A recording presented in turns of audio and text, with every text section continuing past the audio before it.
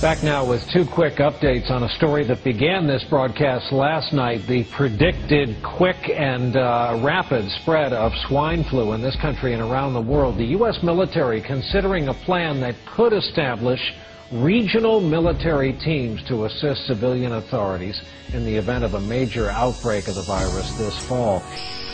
During his speech at a National Press Club luncheon, the chairman of the House Judiciary Committee, Democratic Congressman John Conyers, questioned the point of lawmakers reading the health care bill.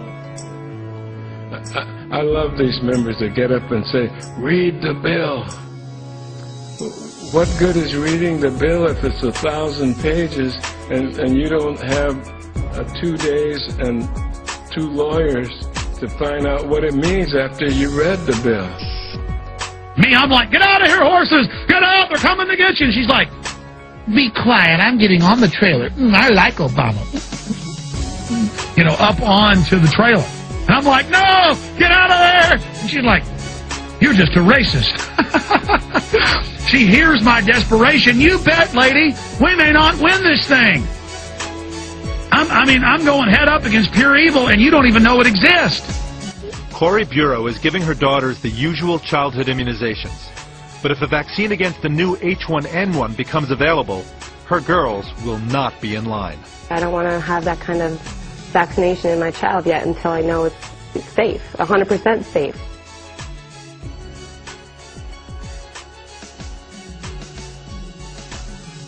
So yesterday, I know that government health officials met to decide who should get the vaccine first. Right. Who was at the top of the list? So let's go through it. They went through 5 groups that they consider to be at high risk from complications if they were to get H1N1 virus. Top of the list is pregnant women. That includes women who will be pregnant at all during the flu season, and it is approved in all 3 trimesters. Anyone who takes care of babies under the age of 6 months. So this could be daycare workers, household contacts, older siblings, grandparents. That is an important category. Young adults and children 6 months to 24 years, anyone with an underlying medical condition, and anyone who takes care of sick people, healthcare professionals, emergency workers. These are the top 5 groups who will be prioritized to receive the vaccine first. Also today, a federal advisory panel is recommending that pregnant women be the first in line to receive vaccinations against H1N1. The state is at the forefront of testing the new H1N1 flu vaccine. Testing the vaccine will begin with children ages 3 to 8. Now, the testers are going to enroll about 200 children for that program starting August 17th. And children are the focus because they tend to spread the disease. Looks like our government is getting us pretty upset and concerned about the swine flu. This is interesting to me, not only for political reasons, but also as a physician.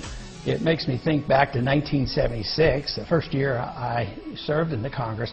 We had a vote on the swine flu. Back then, there was a panic, and they said it was going to sweep the nation, and they rapidly came up with some flu shots, and the government was going to inoculate everybody and save the world from this disaster. And I remember there were 2 votes against it, myself and Larry McDonald, another physician.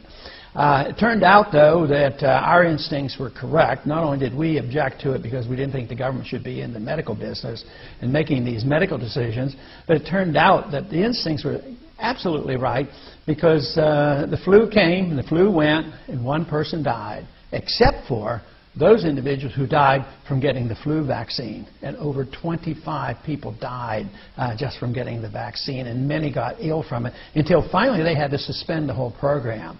But here we are, once again, the swine flu coming up, and everybody's panicking. Medical care in this country is deteriorating, and the costs are skyrocketing, mainly because we have had central economic planning in medicine now for 30-some years. It hasn't worked very well, so now we're about to embark on socialized medicine.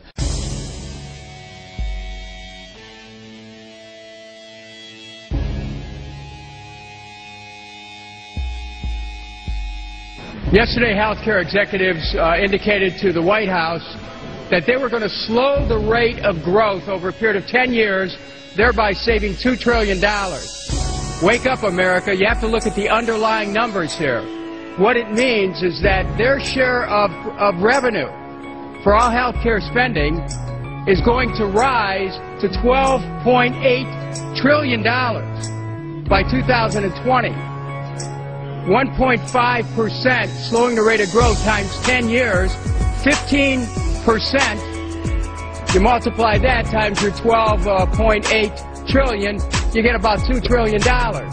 This is a hoax. It is a swindle. They're trying to tell the American people that these insurance companies that make money not providing health care are suddenly going to give the American people a break, when in fact the rate at which we're going to be paying is going to be 35% more than it is now. Wake up, America. The only plan that we can have that can work is universal, single-payer, not-for-profit health care. Break the chains, the shackles that these insurance companies have on our political process. Yield back. An investigative journalist from Washington, Wayne Madsen, says the outbreak of the virus is raising suspicion. I spoke to two journalists, one from Mexico City and the other one from Jakarta, Indonesia. And of course, Indonesia had a problem not long ago with bird flu.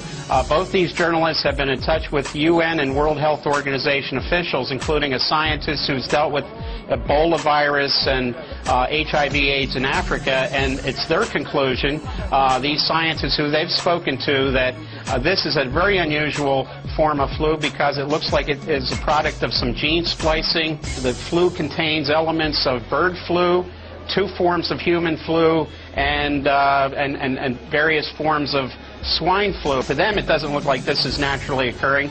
The other thing is the target for this flu, as opposed to other flus, it's not the very young and the very old, it's people between the ages of 20 and 45. And the other thing is, people are not contracting this from pigs. The National Pork Council here in America says pigs are not being affected. This is human-to-human contact. So people who either eat pork or are exposed to pigs are not getting this flu. Very unusual. Of course, the scientists are very alarmed by the way it's being spread and the speed at which it's being spread. We told you from State of Texas documents that I received from a city official here in Austin directly into my hand. And of course, we can't give you that source, so we'd lose those sources. That I posted the document, the secret document, with phone numbers, blacking out the name of who gave it to us, that the state of Texas had a meeting with the feds. This is when we were at level 4, and they said, we're really at level 5, going to level 6 in 96 hours. Under that, we are officially under global martial law, forced inoculation, forced arrest, quarantines, mass graves. All of this could be implemented. It's the vaccine that can't come soon enough. Development of a swine flu jab is expected to be complete by August, but clinical trials mean it probably won't be ready for public use until the autumn. And now, according to The Independent, those first doses could be given out before results verifying its safety are even available. Scientists have been working on a swine flu jab since April. The government has already placed advance orders for up to 132 million doses of the vaccine. On its completion, it's thought trials involving 200 to 400 patients are to be conducted. I don't need another flu shot. I had a flu shot last year. A swine flu epidemic may be coming. This public health advert is from America's swine flu scare of 1976. Swine flu? Man, I'm too fast to let it catch me. Then a vaccine was released before extensive testing. And while swine flu only killed one person, side effects from the jabs caused 25 deaths. Get a shot of protection. The swine flu shot. I'm very concerned that a vaccine might be brought out too quickly. There's huge demand for it from doctors and patients, and yet it hasn't been fully tested. We know from the past that these types of vaccines can cause neurological disorders, and there is an overall concern that if a vaccine is used too soon, it may have more problems than swine flu itself. Setting aside the sheer illogic of adding a new tax burden to businesses in the midst of a recession, this brilliant idea is sure to accomplish one thing: job losses. Now, I've done the small business thing, and I can tell you it costs a lot to offer health care to your employees. Sometimes you just can't justify hiring someone and paying for their health care. If we're forced to cover health care in order to hire someone, we're guaranteed to be hiring fewer people. And if Congress is trying to claim they're doing this for the low-wage workers in America, what do you think is going to happen when a small business can't afford to pay 8% more for each of their minimum wage employees? They'll have to start letting people go. It just blows my mind that this is the best they can do. So instead of looking at ways to reduce costs so more Americans could afford coverage, their knee-jerk reaction is to tax our businesses to fund some crazy, convoluted, ultra-expensive, government-run, I don't even know what you call this. And look, I want people to be able to afford health care. I just don't see how that can possibly remotely happen if every move Congress makes increases the burden on our already stressed small businesses.